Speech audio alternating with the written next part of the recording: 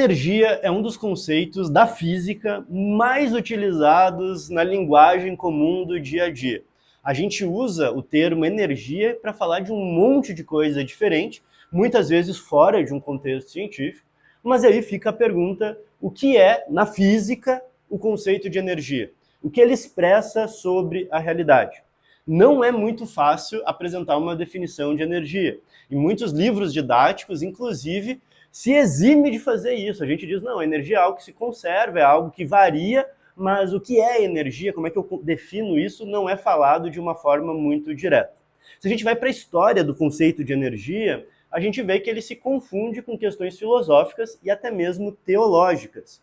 Buscar a energia durante um certo tempo era muito próximo de buscar a própria ideia de Deus.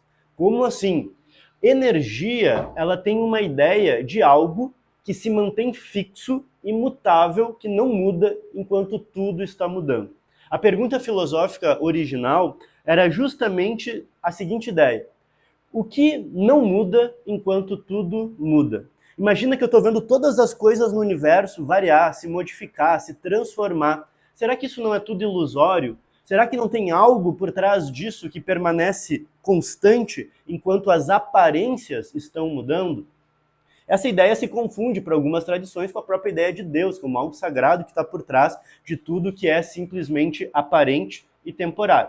A resposta científica se afasta de uma visão teológica, mas ainda assim a ideia de energia vem como aquilo que se conserva, aquilo que se mantém fixo para um sistema isolado, mesmo que todas as variáveis dinâmicas estejam variando.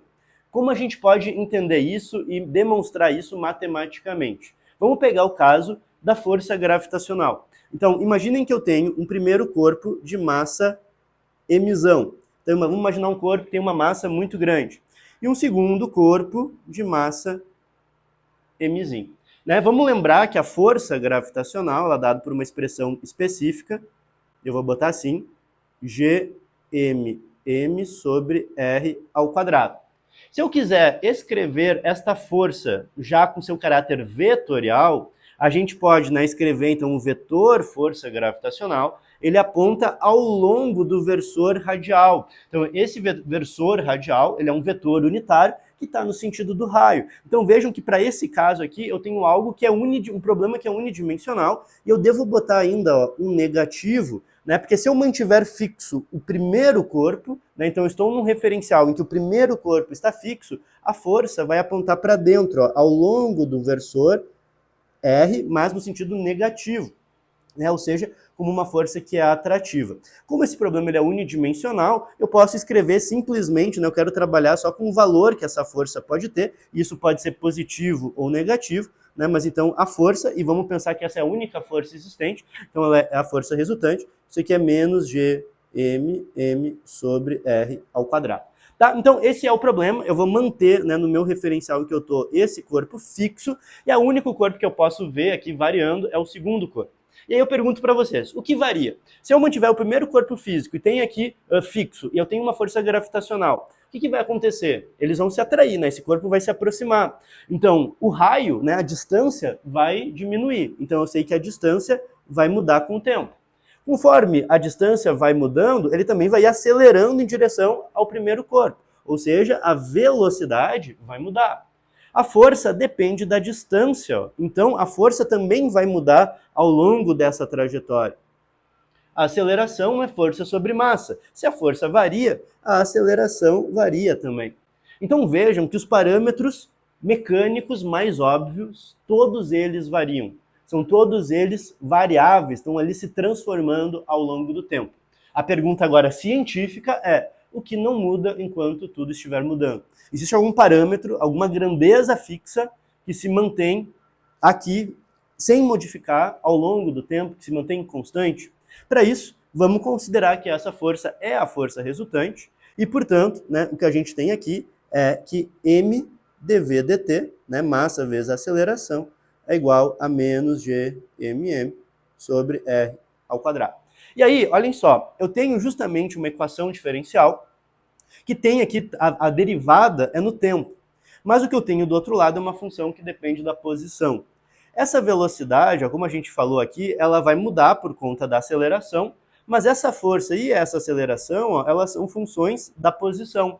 Então eu vou considerar que essa velocidade, ela também é uma função da posição. E aí eu vou usar uma regra da cadeia. Então isso aqui vai ficar assim, ó, m dv dr dr dt.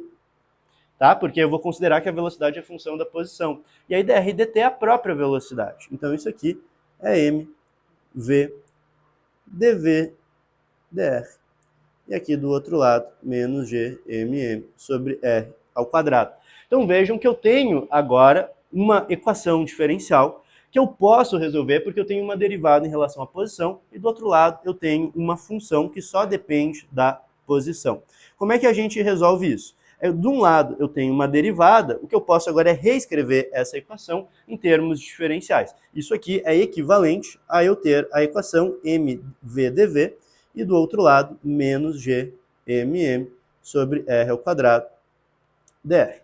Né? Os matemáticos não gostam de falar assim, né? A derivada não é uma fração, né? Mas funciona como se a gente pudesse, né, multiplicar por dr dos dois lados. Agora sim, né, eu tenho de um lado uma equação do lado ali eu tenho justamente uma equação diferencial que só depende, né, um termo diferencial que só depende da velocidade e do outro lado um termo diferencial que só depende da posição. Eu posso integrar, né, pensando que eu estou indo de um ponto A um ponto B, e aqui a mesma coisa, de um ponto A até um ponto B. E o que eu tenho é o seguinte, desse lado, mvb ao quadrado sobre 2 menos mva ao quadrado sobre 2. E aqui, né, vejam que aparece a integral de 1 sobre r ao quadrado, é menos 1 sobre r. Então vai ficar gmm sobre rb menos gmm sobre RA. Quem é A e B? São dois pontos quaisquer da minha trajetória. São dois pontos arbitrários, né? Posso considerar aqui um RA e aqui um ponto B, né? Ao longo dessa trajetória. Dois pontos quaisquer. E aí eu vou botar agora tudo que é do lado B para um lado, tudo que é do lado do ponto A para o outro, e eu fico assim, ó. mvb ao quadrado sobre 2 menos gmm sobre rb é igual a mva ao quadrado sobre 2 menos gmm sobre ra. Então vejam que agora eu tenho do lado esquerdo um termo que depende só da velocidade, um termo que depende só da posição no ponto B, igual a um termo que só depende da velocidade, menos um termo que só depende da posição no ponto A. Só que A e B são arbitrários, ou seja, a soma desses dois termos é a mesma em dois pontos quaisquer, o que significa que é a mesma em toda a trajetória. Então, essa soma tem que ser igual a uma constante, que eu vou chamar de E. Quem é E? Isso aqui é justamente a energia mecânica do meu sistema.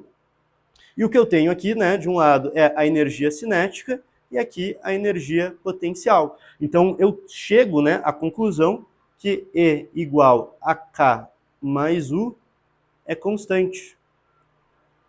E aí eu retomo, né, aquela pergunta que eu fiz para vocês. O que não muda quando tudo muda? Posição muda, velocidade muda, força muda, aceleração muda, tudo está mudando.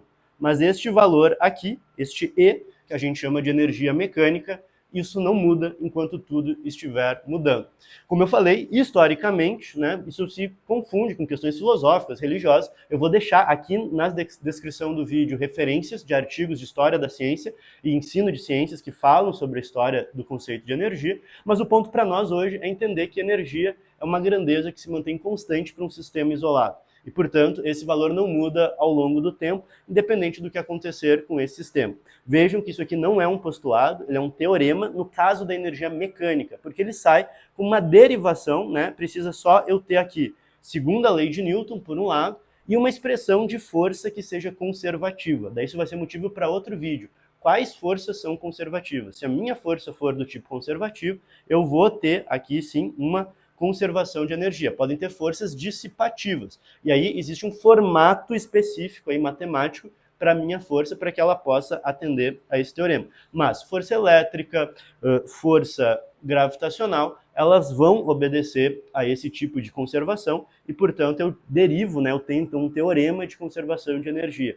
No caso termodinâmico, eu postulo isso de uma forma mais generalizada. Mesmo quando houver forças dissipativas, a energia vai se conservar de uma outra forma.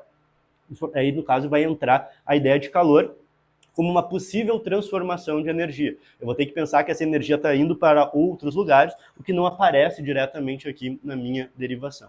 Então, a resposta mais simples que eu dou, né, depois da gente fazer essa discussão, é: o que é energia? É aquilo que não muda enquanto tudo estiver mudando. Para mais conteúdos de física e matemática universitária, segue aqui o canal, acompanhe os nossos vídeos, deixe seus comentários, manda uma mensagem para a gente, que ao longo de todo o próximo ano a gente vai ter aí muito material e muitas discussões sobre física, história da ciência e educação. Te vejo por aqui.